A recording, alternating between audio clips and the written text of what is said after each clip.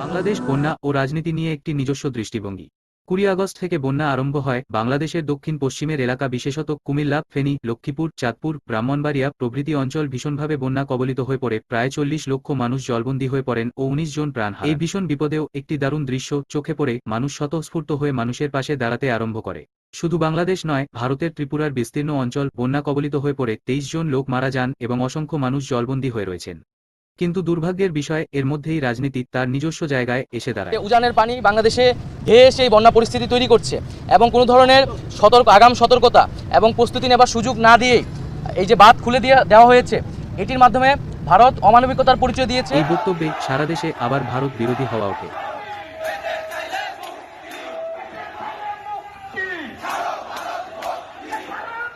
সামাজিক যোগাযোগ মাধ্যমে প্রবল ভারত বিরোধিতার হাওয়া উঠায়। সরকারকে নিজের বক্তব্য রাখতে হয়।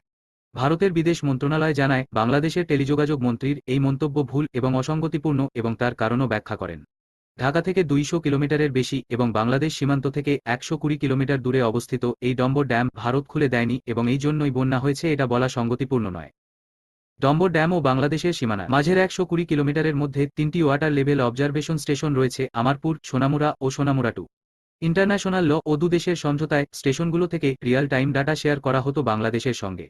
এবং তথ্য বলছে ২০ তারিখ অতিরিক্ত জলের কারণে ড্যাম স্বয়ংক্রিয়ভাবে কিছু পরিমাণ জল ছেড়ে দেয়, আর ২১ তারিখ বিকেল ৩টে পর্যন্ত জল বাড়ার তথ্য স্টেশন থেকে বাংলাদেশের সঙ্গে শেয়ার করা হয়। বিকেল ৬টার দিকে বন্যার জলের কারণে বিদ্যুৎ বিচ্ছিন্ন হয়ে যোগাযোগ বন্ধ হয়। এরপরও আপৎকালীন যোগাযোগের মাধ্যমে তথ্য প্রেরণ করা হয়।